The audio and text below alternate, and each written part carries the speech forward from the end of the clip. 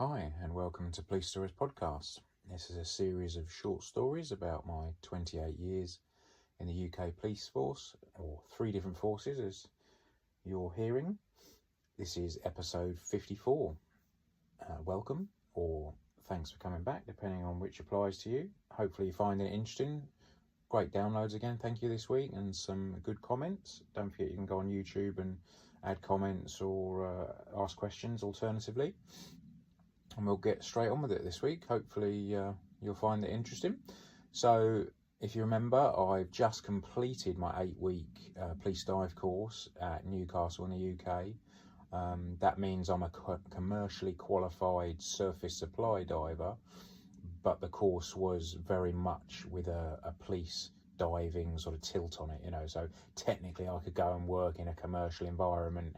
I wouldn't quite say welding underwater or anything, but it's the same course that commercial divers pass initially, but obviously heavily weighted towards the police diving environment. So 2 of us went, thankfully 2 of us passed. You've already heard, if not, listen back to the previous episode, that one of my colleagues had a few issues with his ears, but thankfully they sorted out. So they gained 2 new divers. So we went back down to the team and started straight away on the dive team, having completed our course. So the team is made up of 1 sergeant and 9 PCs. Everyone dives, and probably 4 maybe of the divers are also dive supervisors. So if you remember, the makeup of the team on a daily basis is a minimum of 5 divers, to complete a dive safely and within the rules. 6 is really the number we aim for because it makes it a lot easier.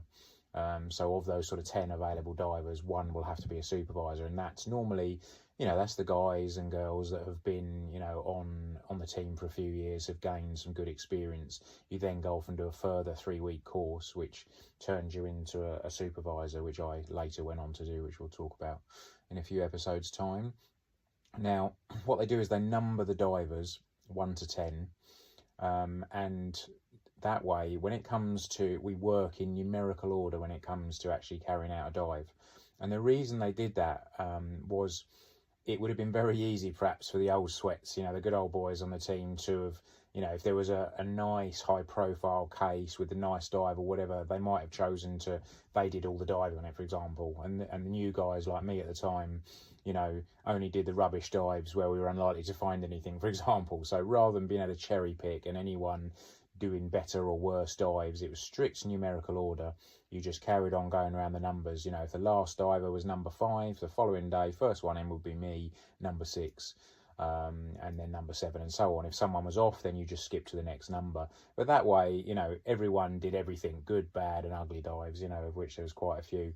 And I have to say, certainly when I was there, the sergeant didn't pull any punches, and he certainly didn't shirk, any of the dives. It wasn't like he, again, cherry picked and was like, oh, I don't fancy that one, that's not going to be very nice, I'll leave that to the boys. He was in there, up in the blood and guts, literally, sometimes, unfortunately, with all of us, and that goes a long way, doesn't it? Certainly in my book, it's not like he's not doing anything, or he's asking you to do something that he wouldn't do, because he'd be in there just as much as you, if not more so in some cases. So we went back to the team and started immediately, and I'll just explain what a sort of day, a standard day would look like.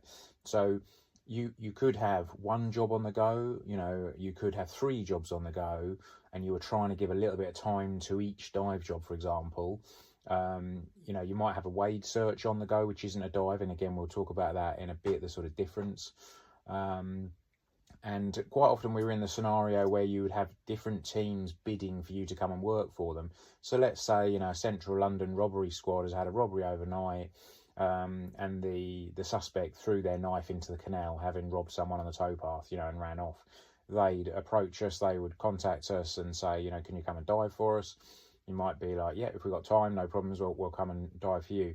And then 10 minutes later, the phone goes again, and now this is, a chief inspector, and he wants us to come and dive on, a big drugs job that they've had, and the suspect, ran off across a bridge over a pond and threw his phone in. while he was running off, you know, where they're desperate for the data off that phone. And remember, we can recover data from phones that have been in the water, you know, so don't be thinking you can commit a crime, throw it in there, and that's the end of it. It's never going to work again, because trust me, there's some very clever people out there that can get data and information off of anything, whether it's been in the water or not. So he might bid for us to come and dive for, you know, for this phone to recover for him. So you put the phone down, and 5 minutes later, you know, it goes again. And this time it's the superintendent, and he's on one of the murder squads, and he wants you to come and dive. They've had a murder. They think, you know, they've got information where the murder weapon was, or possibly, you know, a part of the unfortunate victim, you know, because obviously some people do get you know, chopped up into various bits, and they may not have all the bits, you know, it could be anything, but something like that, let's say, you know, but a murder. So in that case, you know, the murder would generally take precedence, and we might go along and do, you know, 2 days that week on the murder, perhaps. Then we might do 1 day on, you know, the robbery, and 1 day for the mobile phone, or something like that. So we try and keep everyone happy, because there's only one dive team in the Met. It's not like there's 5 teams sitting around waiting for the calls, you know, so one team would have to do everything. Now, occasionally we'd have the scenarios we did where the phone would go 3 times in the same morning as I've just described, but every one of them would be a superintendent from a murder squad, and they would then say, well, this is a murder, you know, so it'll take precedence. I want you to come and do my job. So unfortunately, the other 2 jobs we've got are also murders. And then you would just simply have to put the bosses in touch with each other, and they would, I don't know, arm wrestle it out, or whatever it took, you know, for them to decide who was getting us. Or again, we would try and share out, you know, who was getting what dive. So anyway, let's say we've got, you know, a job to go to, and we're going off to the canal, and we're hoping to recover a knife that was used in this robbery on the towpath. So we come in the morning, and of course, this is the UK, so the day always starts with a cup of tea, and normally a natter for, you know, half an hour or whatever, while we're sorting out the day, having our tea, maybe having a bit of breakfast. And the sergeant, or whoever is the sort of senior cop that day, who's going to be the dive supervisor and run that job, who will still be the same rank as us, a PC, but they're the dive supervisor for that day, and that's the sort of role that rotates as well. Will sort of give us an overview of what we're going to do, and who's going to do what. That won't be the official briefing, that's just an informal chat. And from that, we know what needs to be done. So don't forget, we drive around in a big 18-ton HGV that looks very much like a mounted sort of horse truck, but in actual fact is a huge truck with various custom made, you know, for divers, very specific for us.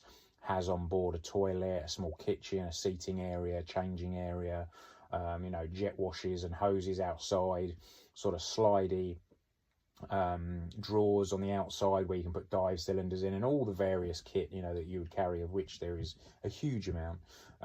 So somebody would walk around the corner to pick up the truck and bring that round to outside where we would load it up.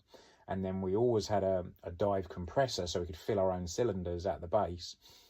Somebody would either go off and finish filling the cylinders, because what happens is, as you fill dive cylinders, the cylinders get hot, and if you're trying to sort of fill them up properly, when they're hot, they'll only get so let's say 230 bar is a full fill for us. You might get them up to 230 bar when they're hot, and then you turn it off and go away. But if you come back the next day and now test those cylinders, you'll only have, you know, 210 bar in them or something like that, because when they cool and when they heat up, it's difficult to get the sort of the fill in properly. So quite often we would re-top the cylinders the following morning before we went out, and that way you get a solid 230, or in most cases that we use, we dived 300 bar cylinders, so we would get 300 bar fill in our cylinders. So all those cylinders would be collected and then loaded onto the truck.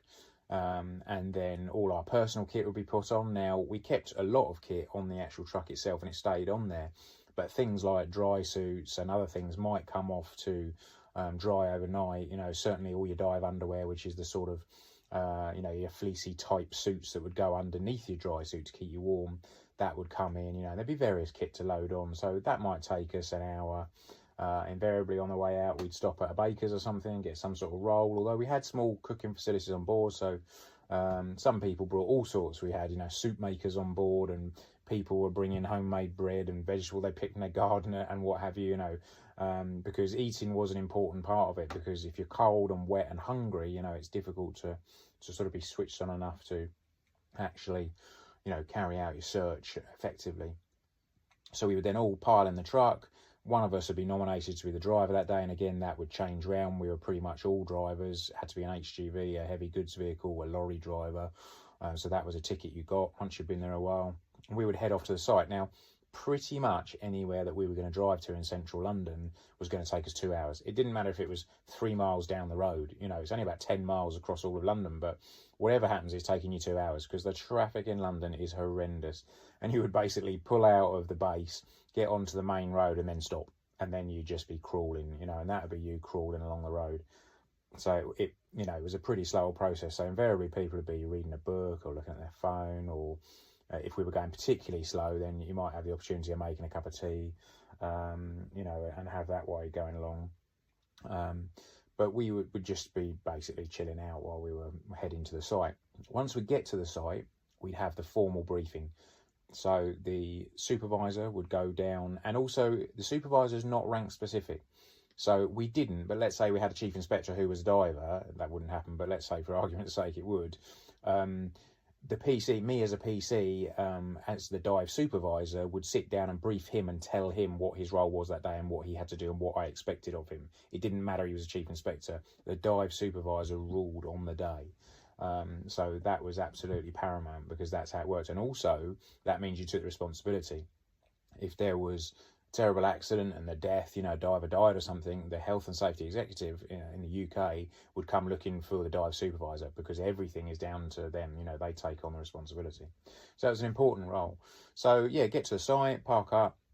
Invariably the kettle will go on again because now we need some more tea, obviously.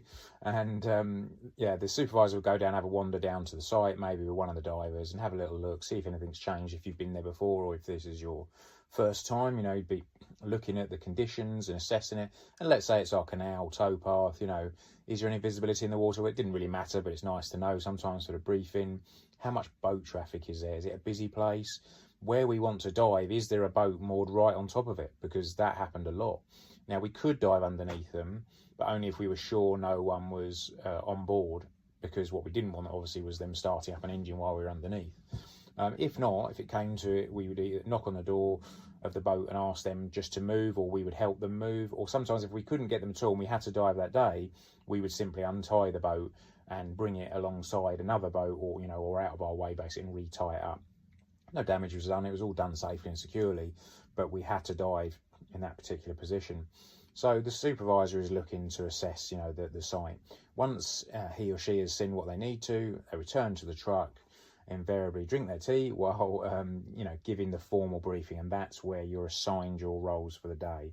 So it would be like, you're diver 1, and your attendant is so-and-so, you are diver 2, and she is your attendant, you know, and I'm the supervisor, obviously, and then I want you to go on the comms, so you're going to set up the comms and be responsible for speaking to the divers. You might give them a dual role, so say you're also safety, or you're, you know, if there was an extra, occasionally we had, you know, 6 or 7 of us there, perhaps as a luxury, you might put one of those people, particularly on a canal, as your safety, so they would go and stand on the bridge that had a really good view straight down the canal, because sometimes you get bends in canals and you can't see that there's a boat oncoming. The diver would continue to dive even with a boat coming, but once the safety, you know, sort of deemed that it was too close, he'd point it out to the supervisor, who would recall the diver, and we'd get the diver over to the side while the boat sort of chugged on through the scene, because we couldn't risk, again, a diver being, you know, having a boat going over top of him, because bearing in mind some of these canals are, you know, 2 meters deep, and if you're laying on the bottom and it's a meter high, you know, you might only have a meter's gap. Well, that's way too close with a massive bronze propeller swinging at God knows how many revolutions above your head. So we wouldn't chance it. The diver would be pulled into the side of the canal, and that's where they'd stay. So you continue diving, and we'll just talk about dive patterns now. There are lots of them. These are the actual technical way of searching. Now, they vary massively. There's quite a few of them. There's probably at least 10 or so. There was 2 that were our bread and butter, and we'll talk about one today, certainly. That's the single diver jackstay. And what that is specifically for is a canal is a perfect example. It's a known body of water, and for example, on a canal, obviously it's nice and easy because everything runs at kind of 90-degree angles. It maybe is 10 meters wide or 20 meters wide, something like that. And we need to search. We're looking for our knife that's been used in our robbery.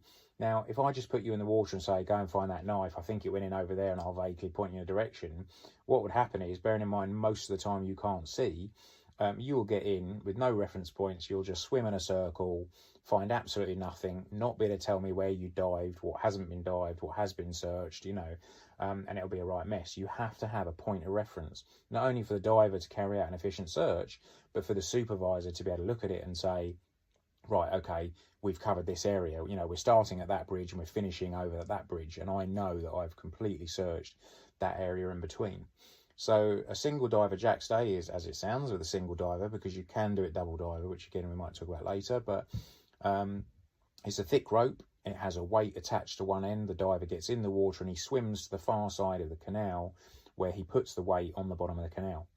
He then swims back to the other side of the canal where the team is waiting, where he started from, and you attach another heavy weight to that end of the rope, and that gets put down on this side of the canal. So you've now got a rope running 90 degrees straight across from you, one side of the canal to the other along the bottom, with a heavy weight either end of it. So the diver gets in, and invariably, it depends, he'll put one of his hands on. You might have been tasked specifically to start on one side of the jack stay. That's what we call the rope, by the way, the jack stay. And you go to the bottom of the canal, you hold onto the jack stay with one of your hands, and then with your other hand, you search the area in front of you, and you search it, for everything. Now, it depends what you're looking for. If you were looking for something quite big, like a crowbar or something, you can obviously move a little bit quicker. But if you're looking for a knife, there's a lot of rubbish on the bottom of a canal. So you've got your hand on the jack stay, you're searching this area entirely in front of you, then you're moving your hand up probably, one knuckle's width, and then you're carrying it on, and then you're searching this area in front of you. And that's how you continue right the way across the canal. It'll probably take you 20 minutes to get from one side to the other. It's a very slow process. When you get to the far end, you pick up the weight, you stand up, so you lift it high above your head if you're still under the water, or you may be that you've broken the surface and it's sort of waist deep at this point, so you're maybe holding the weight up as high as you can, giving the rope a little shake to try and get rid of any sort of obstructions or anything it might be snagged on. You take a 1 meter step to your right, let's say, if you're facing the team, and then you put the weight back down. And now you go back down to the bottom, you put your other hand on, and you search back across the canal. And the idea is, when you get to the far side, you repeat it. So you're holding on with one hand, you're searching with the other, you completely search the area in front of you, you move forward like 3 inches, you carry on searching, move forward 3 inches, carry on searching, work your way another 20 minutes all the way across to the other side, so you're now back with the team.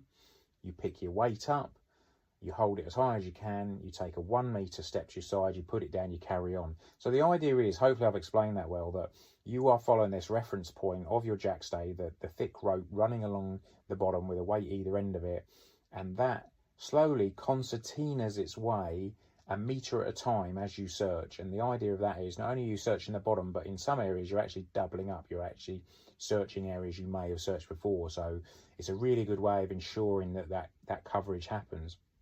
And then we'll continue. So the first diver has an hour, he does that, he's out.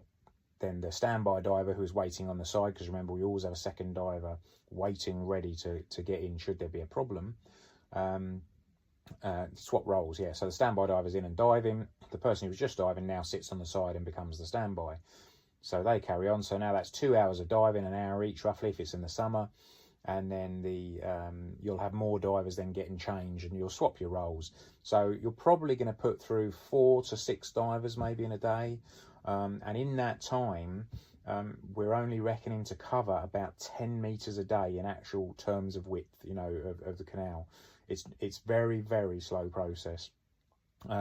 So if you had 100 meters to search, you could be coming back for 1 to 2 weeks, depending on what you're looking for and how quickly it's going, just to search that small area. So very slow process, very, very methodical.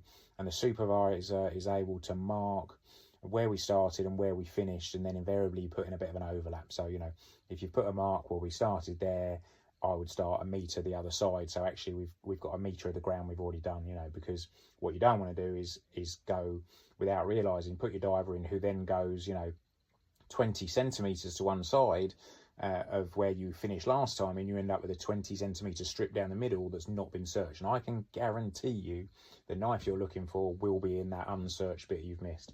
So we would always put an overlap in. And that's how a single diver jackstay works. You've always got that reference point. Now you can do it with two divers. It's very similar. The jackstay stays the same. The divers work either side of the rope, so one on each side of the rope. They work their way across the canal. When they get to the far side, whoever gets there first waits until the other diver gets the weight. So you're now both got a diver each end with a weight in their hand. They both consecutively lift the weight. So now you see the jackstay is on the surface right across the water.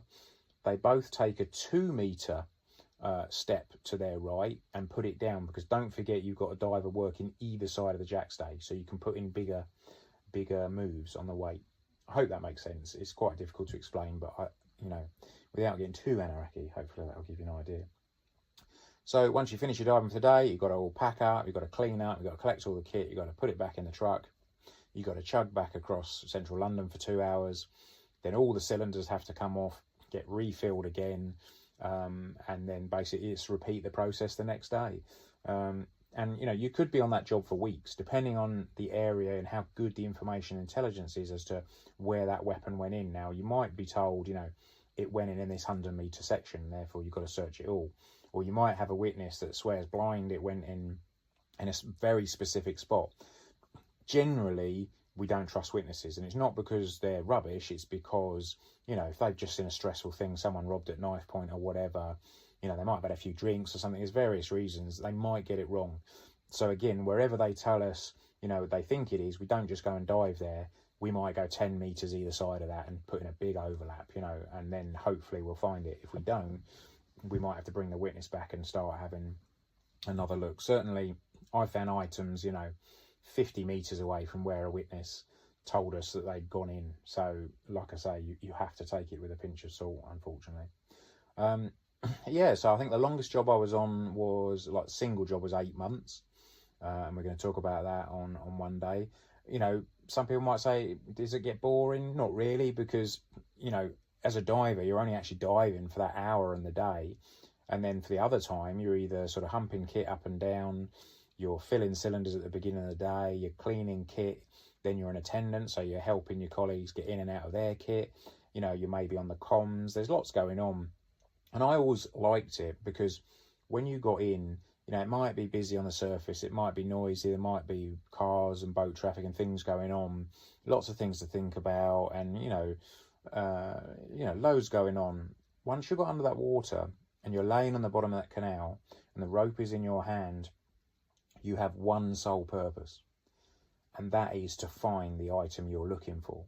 There's no noise, it's completely quiet. And you are just searching. That's all you've got to concentrate on. And I quite liked that, that sort of very, very prescriptive thing that I was doing. Nothing else mattered at that point, just finding whatever it was. It was good. Now, you might think, we'll talk about, I was also a licensed search officer, which has a different meaning as well, which we'll talk about another time, that I'm brilliant at finding things. And I'd like to think that during my dive career, that I had finds and I found everything was there. I can't guarantee it, but certainly I tried my best. I thought I was reasonably good, and hopefully my colleagues thought I was reasonably good at finding things, as we all were, because, that's what we'd work towards. So you might think around the house I'd be quite useful in terms of actually finding things. My wife, my poor long-suffering wife, will tell you something completely different. You lose your car keys, you think, who would I call? I'll call a licensed search officer. I'll call a police-trained elite searcher. Let's get him in to search and find my keys. He must never lose anything because he's so good at searching. When I walk through the door at home, it's like there's some sort of invisible force field I pass through that ensures I can't find anything. So regularly I still lose my keys. I shout out to my wife, have you seen the ketchup? Yeah, it's in the fridge. It's on the second shelf. So I open the fridge, I'm standing there looking, I can't see it. How am I going to find this? I can't find it. No, I can't find it. It's behind the mayo, So eventually, well, how was I meant to see it there? Like you say, you think I'd be useful around the house in terms of searching, but I'm not. I'm afraid I'm rubbish. So that would amuse my wife to hear that bit. So I apologise for that. Anyway, So that is what a typical day looks like. Certainly when I arrived back from my course, that's exactly what happened. We headed out to a job.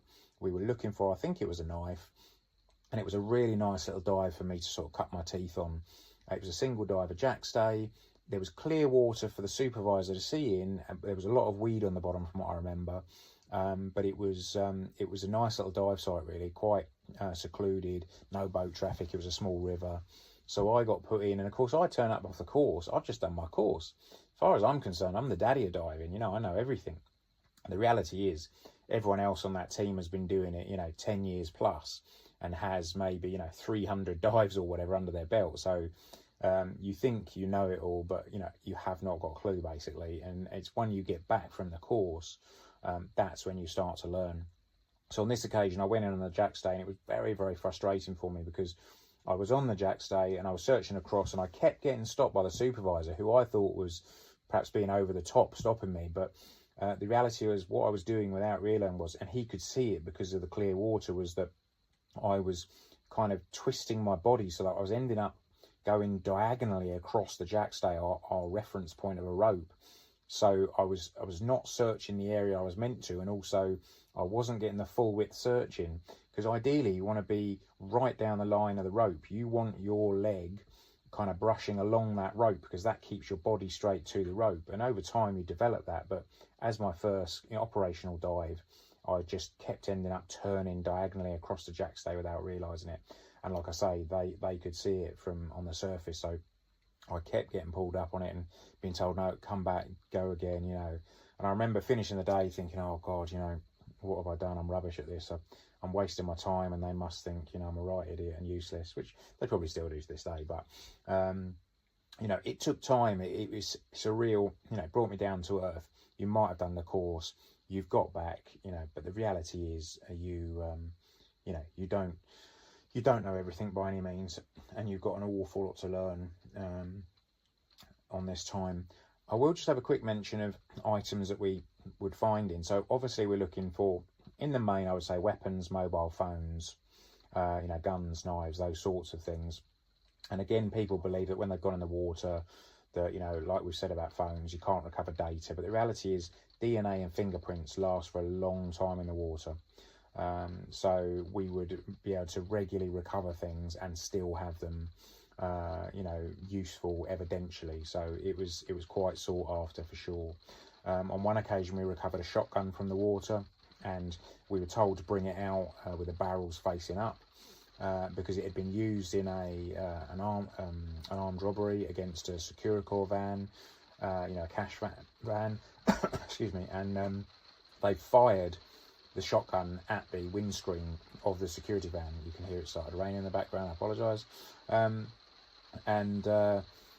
When we recovered the shotgun with barrels up, it was sent off to the lab like that. And when the scientists looked at it, they actually recovered glass fragments from within the barrel that they matched to that Securicor windscreen. So they were able to trace that back as being from that armed robbery, and they got DNA and fingerprints off of that shotgun. So that's a cracking job. So yeah, once again, I'm afraid to disappoint you, but if you commit a crime, don't bother throwing any evidence in the water, because firstly, we'll recover it, and secondly, all the evidence is still there for us to take. So there we go. That was a bit more about the team, and we're going to get on some more specific dives next week. Still got quite a bit more to talk about, some more search patterns, and then we'll get on to perhaps some more specific jobs and some finds. Hope you enjoyed it.